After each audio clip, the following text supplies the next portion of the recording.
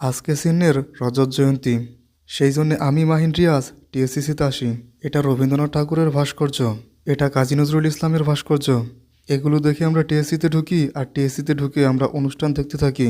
অনুষ্ঠানের শুরু দিকে আমাদের চেনি স্যার এক কাপ বিষাদময় চা দিল, চীনের কিছু বইও দিল। তারপর সবাই মিলে বক্তব্য দিতে শুরু করলো। বক্তব্য শেষে মাহিন রিয়াজ হাততালি দিতে শুরু করলো। মাঝখানে আমরা একটু বোরিং ফিল করে বাইরে বের হলাম।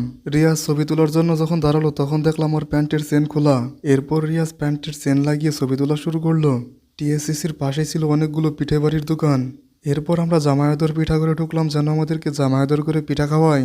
এরপর আমাদেরকে কিছু চিতই পিঠা দিল এবং ভর্তা দিল। রিয়াজের কাছে নাকি খাবারগুলো সেই স্বাদ লাগতেছিল, মাইনের কাছেও নাকি সেই স্বাদ লাগতেছিল। রিয়াজ বলল যে দেখ, আমাদের চট্টগ্রাম একটা ব্র্যান্ড, কারণ এটা চট্টগ্রামের মানুষের দোকান, আর চট্টগ্রামের পিঠা কত মজা। পিঠা খাওয়া শেষে আর মাহিনের চাকা খাওয়া শেষে আমরা আবার টিএসসিসির ভিতর চলে আসলাম। এসে দেখলাম গান হচ্ছে। গান গাওয়া শেষে আমাদেরকে খাবার দিল। খাবারটা ছিল বেশ ভালোই মজা। এরপর আমরা সবাই বাসায় চলে আসি।